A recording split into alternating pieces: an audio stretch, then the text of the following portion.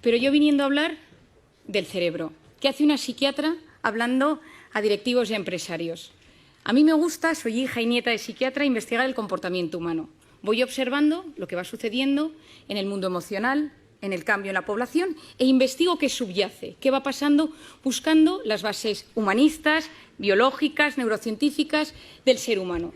Cuando uno se comprende, se siente aliviado. Y el problema que nos sucede muchas veces es que como seres humanos nos van sucediendo cosas, vamos sintiendo cosas, van surgiendo síntomas en nuestro cuerpo y no entendemos nada. Tengo 20 minutos para intentar explicaros cómo funciona nuestro cerebro y cómo funciona nuestro cerebro en este mundo digital tan apasionante.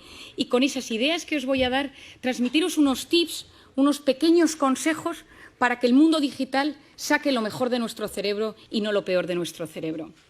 Quizá alguno me haya escuchado en alguna ocasión y yo siempre hablo de una hormona, que es la hormona del cortisol. El cortisol es la hormona del estrés.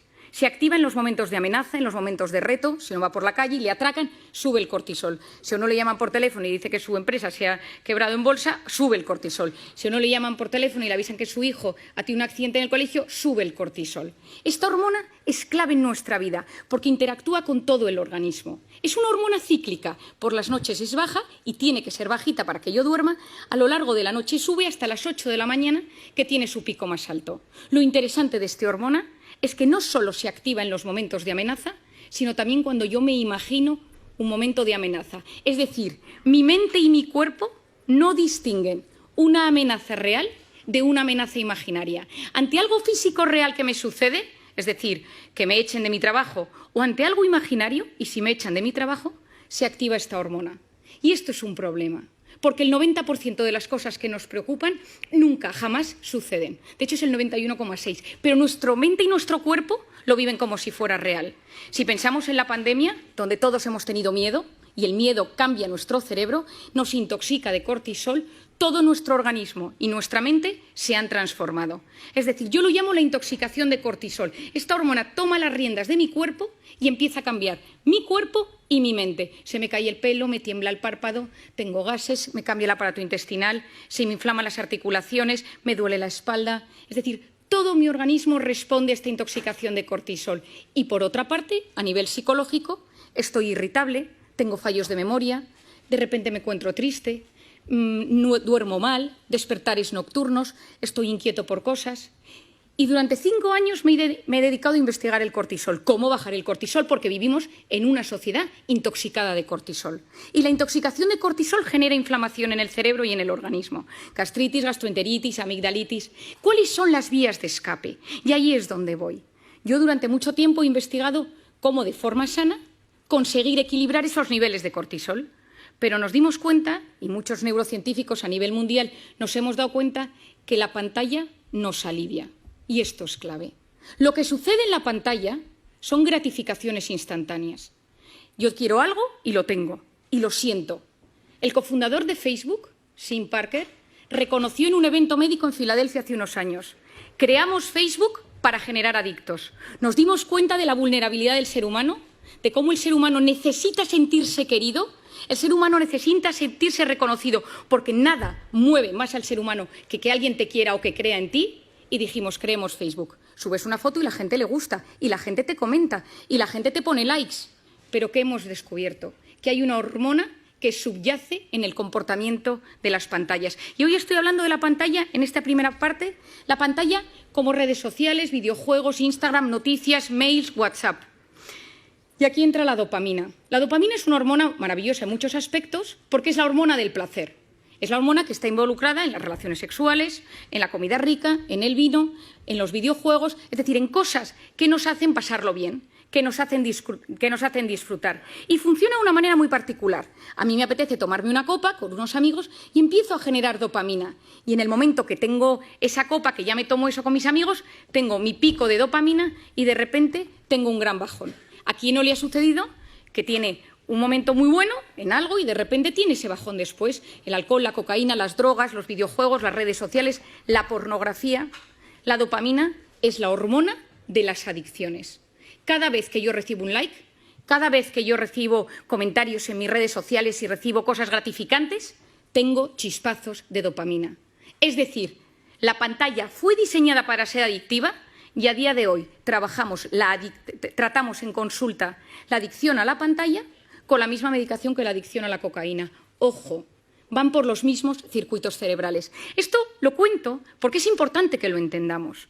Es decir, nuestro cerebro no es inmune a tener pantalla todo el rato. Es cierto que nos ha salvado en un momento de pandemia. Es cierto que ayuda a acercar a nivel empresarial, educativo, en muchísimos aspectos. Pero necesitamos conocer cómo funciona y cómo activa nuestro cerebro para ser capaces de enfrentarnos de la mejor manera posible a ello.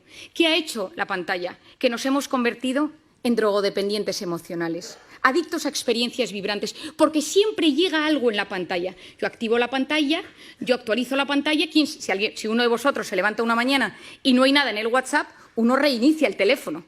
Porque que nadie te haya escrito nada en el teléfono significa que algo ha sucedido. Y lo siguiente que sucede es que te metes en Internet a ver si es que se ha caído WhatsApp a nivel mundial. ¿Por qué? Porque nosotros nos hemos acostumbrado a recibir emociones y sensaciones constantes. Las empresas se dieron cuenta de esto. Facebook, Google, todas las empresas de Silicon Valley, Palo Alto, todo el mundo vio que esto era importantísimo. ¿Y qué sucede hoy en día? Que hemos transformado la economía mundial en la economía de la atención. Lo que importa a las empresas es conseguir mantener la atención del usuario el mayor tiempo posible en una pantalla. Es decir, nos han captado nuestra atención y es mucho más fácil secuestrar nuestros instintos que dominarlos. Es decir, como es algo tan impulsivo, me siento querido, me contestan, estoy metido en un grupo, me hacen caso, escribo, me meto, busco, compro, tengo hambre, pido un globo, quiero un sushi, me apetece, quiero quedar con alguien, me descargo Tinder. Es decir, gratificación instantánea, lo quiero todo y lo quiero ya. Y si nos damos cuenta, las dos únicas cosas que realmente nos hacen felices en esta vida, las dos únicas cosas que realmente llenan el corazón del ser humano, son el amor de pareja, el amor a los padres, el amor a los hijos y el trabajo bien hecho. Y ni el amor ni el trabajo son a base de gratificación instantánea. Son todo lo contrario. Pospongo recompensa, paciencia, esperar a no recibir todo el rato lo que busco y lo que quiero. Tiempo, tiempo, tiempo. Y hoy en día no sabemos esperar. Y hay otra zona del cerebro que es fundamental que os explique. Y se denomina la corteza prefrontal. La corteza prefrontal es esta zona delantera de nuestro cerebro y es la zona que se encarga de la atención, de la concentración, de la resolución de problemas y del control de impulsos. Nada, es la que se encarga de que seamos seres superiores. La que yo de repente voy caminando en un restaurante y tengo apetito y veo que mientras voy por el pasillo que un señor está comiendo y no le quito la comida del plato. La que hace que yo de repente me apetezca comprarme algo y no me lo compro. Que de repente veo a una persona que me gusta por la calle, estoy casado y digo, no me conviene porque estoy comprometido con otra persona. Esto es la corteza prefrontal. Es el centro neurálgico de la voluntad. Pospongo las cosas o las retiro de mi camino porque no me convienen. Cuando un bebé nace, la corteza prefrontal es profundamente inmadura y el desarrollo del cerebro funciona de atrás para adelante y a medida que uno se va haciendo mayor, va madurando hasta que la corteza prefrontal madura en torno a los 15, 18, 21, 25 y hay gente que no madura casi nunca. En las mujeres madura antes, en los hombres madura después. La corteza prefrontal se activa en un bebé de tres maneras. Es decir, ¿cómo activas la atención de un bebé? Con tres cosas: luz, sonido y movimiento. Si alguno tiene un bebé o ha tenido un hijo, se da cuenta, de repente el hijo está en su hamaquita, pasa el padre, pasa la madre y gira la cabeza. Presta atención. De repente se enciende una lucecita, presta atención, escucha una música y activa su atención. ¿Qué queremos nosotros con la corteza prefrontal de nuestros hijos? Que a medida que se van haciendo mayor, presten atención a objetos inmóviles, a un profesor, que estén sentados en la salita de espera, que vean una puesta de sol y les guste, que puedan ir a un museo, que puedan leer un libro. Es decir, que no solo se active su corteza prefrontal con la luz, con el sonido y con el movimiento, sino que también sean capaces de prestar atención a una conferencia. ¿Qué pasa si yo le doy a mi hijo una tablet, un iPad, lo que sea, con 6 meses, con 1 año, con 2 años, con 3 años? Y yo se la pongo. ¿Qué es la tablet? Luz, sonido y movimiento. Y el cerebro del ser humano funciona con un mecanismo que se denomina use it or lose it. O lo usas o lo pierdes. ¿Quién de nosotros tiene mejor hipocampo, centro de la memoria, desde que usa Wikipedia? Nadie. Todos se nos atrofió el hipocampo. ¿Quién de nosotros se orienta mejor desde que usa Google Maps para todo? Nadie. porque nuestro cerebro, cuanto más utilizas herramientas externas, más se atrofian las herramientas internas. Si yo utilizo la corteza prefrontal siempre para estimularme desde fuera, luz, sonido y movimiento, ¿qué es lo que está sucediendo? Que la corteza prefrontal de los jóvenes no está madurando de forma correcta. ¿Y esto qué consecuencias tiene? Seguro que habéis oído hablar del famoso TDAH, trastorno por déficit de atención e hiperactividad. Falta de atención, falta de control de impulsos, corteza prefrontal. 10% de los niños del primer mundo medicados por TDAH. Medicaciones que no son inocuas. Hay veces que son necesarias. ¿Es solo la culpa de la pantalla? No es solo. Pero la pantalla no está ayudando. ¿Por qué? Porque si yo quiero ayudar a que se desarrolle bien mi corteza prefrontal, necesito posponer el uso de la pantalla en los niños. Si nosotros, que somos adultos, que nos educaron sin pantalla en nuestra corteza prefrontal, ya nos damos cuenta que constantemente esto nos alivia, esto nos ayuda, no podemos vivir sin el teléfono, nos damos cuenta que nos lo hemos olvidado y hay un sudor frío por la espalda, que somos conscientes de que lo necesitamos, lo llevamos colgados y a veces incluso algunos pegados en la mano como si fuera un reloj. Imaginemos en niños que tienen su corteza prefrontal en plena fase de maduración. Y necesitamos niños con criterio, necesitamos chicos que sean capaces de saber discernir el bien del mal, de buscar la información. Estamos enamorados de la superficialidad porque no somos capaces de profundizar. El otro día le compré a mi hijo mayor un libro de los 5, que yo supongo que aquí todo el mundo lo ha leído, y me quedé horrorizada. El libro ha cambiado, ya no hay textos descriptivos, solo son una especie de dibujos con textos de aventuras. Y le pregunté, escribí a la editorial y me dijeron, es que nos hemos adaptado a los nuevos tiempos y a la capacidad de lectura que tienen los niños hoy en día. Me quedé preocupadísima. Es decir, no somos ni siquiera capaces de leer. Antes leíamos una novela, la leíamos 2 horas y al día siguiente la retomábamos y nos acordábamos de los personajes. Ahora, durante el tiempo que estamos leyendo, nuestra cabeza está conectada a la pantalla y esto es dopamina y corteza prefrontal. Necesitamos potenciar la corteza prefrontal del ser humano del siglo XXI. ¿Significa que tengo que coger mi teléfono y tirarlo a la basura? Por supuesto que no. Significa que soy yo quien domino el dispositivo y no el dispositivo el que me domina a mí. Es decir, cada vez que yo cojo el teléfono, que se enciende la pantalla, algo está pasando en mi cerebro. ¿Y cuándo cogemos el teléfono? Fuera del plano profesional. ¿Cuándo utilizamos el teléfono? En 2 momentos. Cuando uno está aburrido o cuando uno está estresado.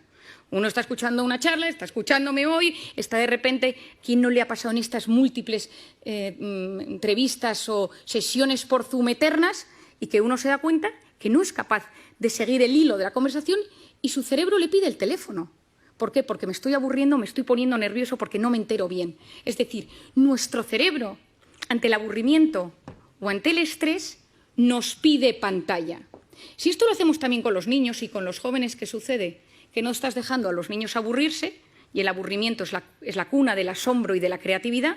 Nadie ha descubierto nada grande en un momento de hiperestimulación, en un momento ajetreado. Unos vieron caer una manzana de un árbol, otros paseaban por los jardines de Atenas. Es decir, si tú quieres crear algo, si tú quieres que te pasen cosas buenas, necesitas ser capaz de frenar el círculo de la hiperestimulación. Y te tienes que empezar a aburrir, porque cuando tú te aburres o dejas que tu hijo se aburra, pasan cosas en el cerebro. Si tú no sabes gestionar el estrés y cada vez que te enfadas con tu marido, con tu mujer, y fijémonos, coges el teléfono, tu hijo te pone de los nervios, coges el teléfono, has tenido un problema con tu jefe, coges el teléfono, porque te alivia, porque fue diseñado para aliviar y conocemos los mecanismos que subyacen al tema, pero entonces ya no sé gestionar la ansiedad. Y ojo, quien no sabe gestionar sus emociones en el siglo XXI lo pasa muy mal. Y si me vuelvo al campo de los niños y si me vuelvo al campo de los jóvenes, el que no sabe gestionar estos problemas acaba con problemas de tolerancia a la frustración. Yo siempre digo que darle a un niño un teléfono es como ponerle un minibar en su cuarto y decirle, oye, que cada vez que te encuentres mal puedes tomarte un chupito. Porque el cerebro se siente aliviado ante esa carga de estrés. Tenemos que conocer cómo funciona la pantalla, tenemos que conocer cómo funciona el cerebro para entender que es algo bueno, que las pantallas traen cosas muy positivas, pero que tengo que ser yo quien domine el dispositivo y él no a mí. Hay un documental que se llama The Social Dilemma, hecho por Netflix, que os recomiendo. Está Tristan Harris detrás de ello, que es lo que denominan en Estados Unidos, le llaman the closest thing Silicon Valley has to conscience, lo más cercano que tiene Silicon Valley a la conciencia, porque él ha abierto la posibilidad de que haya comités de ética en las grandes empresas tecnológicas para hablar de estos asuntos, porque es la primera vez en la historia que los hijos son menos inteligentes que sus padres. Y me refiero a inteligencia, capacidad de buscar, capacidad de discernir, encontrar dentro de toda la información y saber encontrar lo importante. Estamos en la era del exceso de información y de la falta de formación. Y encima estamos generando una sociedad que no sabe buscar lo correcto, porque ante el estímulo tu cerebro no te permite frenar, no te permite el silencio. Por lo tanto, tenemos mucho, estamos hiperestimulados, nos llegan demasiadas cosas y hay un fracaso en la gestión de la abundancia de lo que nos llega. No sabemos gestionarlo. ¿Qué creo que es lo importante? ¿Qué ideas os daría? La primera de todas, que yo la he recomendado en todas partes, en mis conferencias, en mis libros, a todo el mundo, quitar las notificaciones de la pantalla. Porque las pantallas, cada vez que nos llega algo, que puede ser un grupo del colegio de mi hijo, puede ser un grupo de amigos del tenis de los sábados, es decir, son cosas que hacen pequeñas activaciones de la corteza prefrontal que a la larga me la debilitan. Y que recordemos esto, necesitamos una sociedad con una buena corteza prefrontal. Potenciar esa corteza prefrontal posponiendo la recompensa. Me apetece meterme ahora a ver si me ha escrito alguien por WhatsApp. No lo hago. Me apetece pedirme esta comida ahora. No lo hago. Me voy a meter en Amazon y me voy a comprar esto para que me llegue mañana. No lo hago. Yo pospongo la recompensa. Mi padre, que es un gran sabio de la voluntad, siempre ha dicho, una persona con voluntad llega más lejos que una persona inteligente. Por otro lado, esculpir nuestra atención. ¿A qué quiero prestar atención? Las cosas buenas de la vida suceden en la vida real, porque la vida virtual va a base de gratificaciones instantáneas. Volvamos a conectar con la vida real. En plena pandemia, sí, en plena pandemia tengamos que conectar. Durante tiempo nos han dicho no saludes, no sonrías, no te acerques, no abraces. Y ahora yo lo que digo es, tomemos tiempo para preguntarle a la gente cómo está de cara. Sonriamos a las personas. Volvamos a generar esa conexión humana que es absolutamente clave. Y no quiero terminar sin hablaros de una cosa que para mí, y a pesar de que sé que es un ámbito que os va a sorprender, es fundamental. Os he contado que yo llevo varios años investigando el cortisol y siempre investigo las hormonas y la dopamina, la del placer, la serotonina, la felicidad, la oxitocina, la hormona del parto y de la lactancia. Y hace 2 años me sucedió una anécdota. Acababa de nacer mi tercer hijo, yo tengo 4 niños, y acababa de nacer mi tercer hijo y yo estaba en plena lactancia y estaba de baja maternal. Y me llamaron del hospital y me dijeron que estaban presentando un nuevo fármaco en Madrid y me acerqué con mi coche, yo tengo un Golf muy viejo que tiene muchos años, que está medio rayado, al centro de Madrid. Me puse mona, me subí a mi tacón y me acerqué, esto ahora os explico por qué os doy este dato, y entonces yo iba en el coche y dejé el coche aparcado en la planta -3 de un parking infernal en el centro de Madrid. Subí al hotel, estuve en la presentación, pero ya me tocaba volver a dar de comer al pequeño y volví al parking. Y cuando iba andando por el parking, veo que un tipo con mala pinta me sigue. Y entonces empiezo a ver que me sigue, empiezo a andar y digo, ay, que me está subiendo el cortisol. Soy muy consciente de mis cosas y empecé a notar que me angustiaba y que empezaba a no poder respirar y de repente, al lado de mi coche rojo, viejo, rayado, había un cochazo. Y entonces me dijo, dame las llaves. Y le dije, no, que mi coche es el rojo viejo, que este no es mi coche. Y entonces, en vez de darle las llaves, el móvil, la cartera, todo, me subí al coche, bajé el pestillo y arranqué. No podía respirar, me dio un ataque de pánico y encima era plenamente consciente. Taquipnea, taquicardia, no puedo pensar, corteza prefrontal, se me duerme la mano. Y me conocía todos los síntomas, pero no era capaz de relajarme. Arranqué, salí corriendo del parking y cuando subía por la Castellana, llamé a mi marido casi sin poder hablar. Me han atracado por la calle, y entonces, y tal, y mi marido, ¿pero te han secuestrado? No, mi marido encima que se agobia, ¿no? Y yo, no, voy a casa, y llegué a casa, subí corriendo, y la persona que estaba cuidando del bebé me dio al bebé literalmente en brazos, y entonces yo, corriendo, me lo puse al pecho para que pudiera comer, y entró mi marido en la habitación. ¿Pero qué te ha pasado? Y yo, con una calma sorprendente, le empecé a explicar, no, es que estaba en el parking, y un tío con mala pinta, y me dice, Mario, ¿te has tomado algo? ¿Cómo te has relajado? Y digo, tienes toda la razón. Digo, este pico de cortisol tarda 6 horas en bajar. Digo, no es cómo soy capaz. Y de repente me quedé mirando al bebé y dije, ¿y si la oxitocina de la lactancia bajara el cortisol? Y esta me puse nerviosa. Me metí en internet, me puse a buscar y efectivamente, si estimulamos la oxitocina, bajamos el cortisol. Y entonces me he dedicado estos 2 años a investigar la oxitocina. Como no nos podemos poner a lactar todos los que estamos aquí, he buscado todas las maneras que existe para que podamos generar oxitocina. Y creo que nos encontramos en un momento de intoxicación de cortisol, de incertidumbre, de caos, de miedo, de reconfiguración, de readaptación, donde hay que potenciar la oxitocina. Es la hormona de la empatía, es la hormona de los abrazos. Lo que funciona son 8 segundos. Yo a la gente la tengo un poco cortada porque la abrazo 8 segundos, que la gente lleva 2 años sin abrazarse, y al tercer segundo le digo, relájate que quedan 5. Abrazos de 8 segundos bajan los niveles de cortisol. Mirar a alguien a los ojos y escucharle sin teléfono delante. Te escucho y no te juzgo. Estoy a tu lado. Me ilusiono de lo que me cuentas. Dedico tiempo a hacerte feliz. Esto es la oxitocina, es la hormona de los vínculos, es la hormona de lo que yo llamo las personas vitamina. Por lo tanto, en esta sociedad, en este momento donde todavía hay mucho cortisol, donde todavía hay mucho miedo, donde nos estamos adaptando, volvamos a la vida real. Potenciemos la oxitocina de las relaciones humanas y convirtámonos en personas vitamina. Muchas gracias.